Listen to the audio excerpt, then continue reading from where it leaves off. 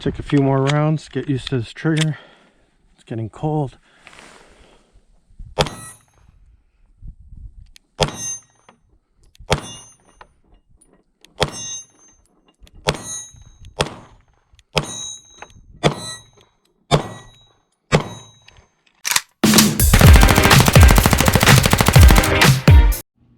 Welcome back to the channel, hosers. I have another project gun here that I bought on sale and was hoping to get some videos out of and, you know, have some fun with, but I just can't do it. This is one of those pistols that if you don't have anything good to say about it, you shouldn't say it.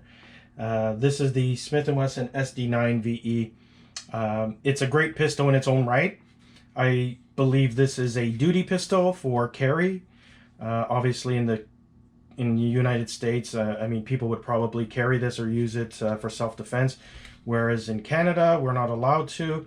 And for me personally, it serves no purpose. Right out of the box, the trigger was so hard that, first of all, wouldn't register on my trigger scale. But secondly, when I first got it, I thought there was something wrong with it because I was pulling and it wasn't even moving. And finally it's, you know, it would break, I'd say well in excess of 13-14 pounds. All right, let's see how this little SDP9 does. It's so much lighter compared to that tungsten grip, but give it a shot. It's got a really long, hard trigger, so it just takes a little getting used to.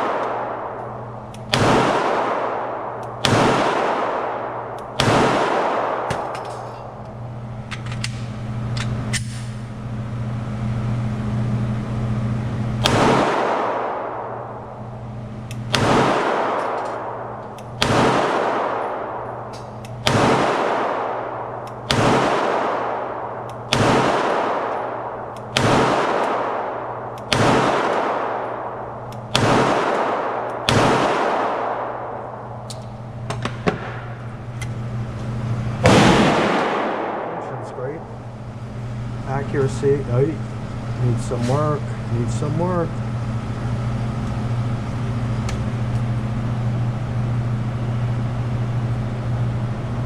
Shot 50 rounds with it. Functionally, it's perfect. Trigger was just horrible. So I immediately bought M-Carbo springs, threw the M-Carbo springs in.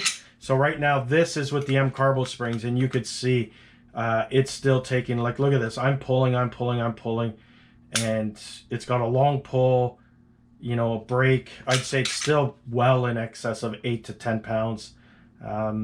Reset is, you know, look how long that reset is. Like I'm letting it out. So first mag after I did the M-Carbo springs last night. We'll see how it goes. I'm just more concerned with the function as the trigger pull didn't really get any.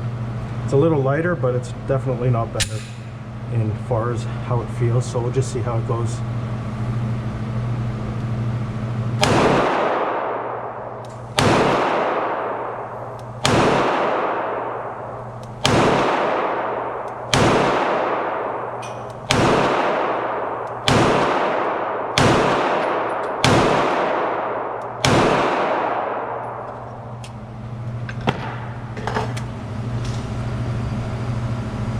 So grouping a bit better than stock trigger.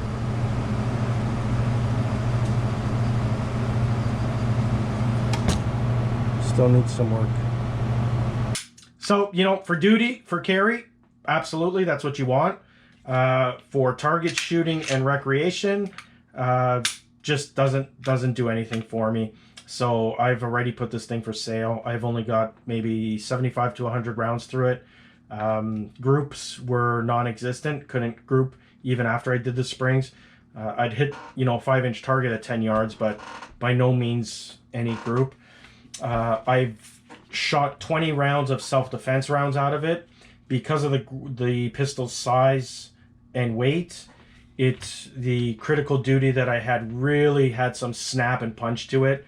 Doesn't handle the critical duty self-defense rounds as well as some of my other pistols, especially, you know, when you compare it to other polymer pistols like the Glocks.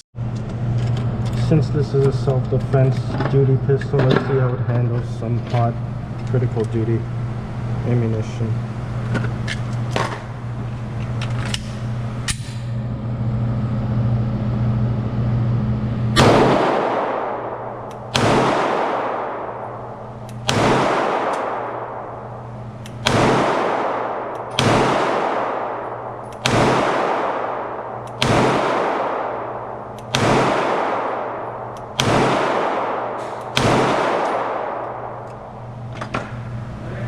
Really feel it in your hands.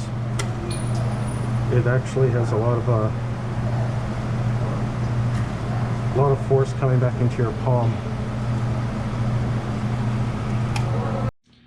So, you know, something that if you're using this for self-defense, I understand that you want a long, deliberate pull, and, you know, you don't want to have accidental discharges, especially if you're carrying it concealed. I get that, but to me, there's just so many better options. The Glocks handle the recoil of self-defense rounds so much better. Functionally, it's great. I got it for dirt cheap. I bought it on sale and paid a couple $100. You know, it works out to probably $8-9 US with our Canadian crappy dollar. But, you know, for the price point, awesome pistol, super reliable. Like I said, you know, not a single malfunction. Just this trigger is garbage even after the spring swap. So if this is all you can afford, hey, you know, it'll work well. I have no doubt that it won't operate. It's just, if you could spend a little bit more, why wouldn't you, and get something a little bit better, something that you're actually going to enjoy shooting. I threw the laser on here just because, again, because it's a self-defense, you know, just to show you what it would look like. You've got a small frame, so this Olight is sticking out quite a bit. You're going to get a lot of muzzle flash, you know, a lot of the carbon from the muzzle baking onto here, but it'll work. You can get shorter ones, obviously. Yeah, you know, I don't really have much to say about this pistol. I wanted to do a nice project with it and just, you know, have some fun and just torture test it, but right now I'm gonna get what I paid for it back, so I'm gonna jump on that, and there's not much more I can really say about it. It's just really not my cup of tea. And if you have any questions before I sell it, I'll do my best to answer, maybe try to squeeze another video in. But all in all, I'd say skip this one, spend the extra money, get the M&P if you're a Smith & Wesson fan. If you're just a reliability fan, you know, a little bit more will get you a Glock. Even the P320 in base configuration might be a better option than this. I think the P320 with its modularity might be, you know, a little bit better, especially with all the upgrades you can get. This one, I don't think it has much of an aftermarket catalog. So, you know, if it's all you can afford, the gun works.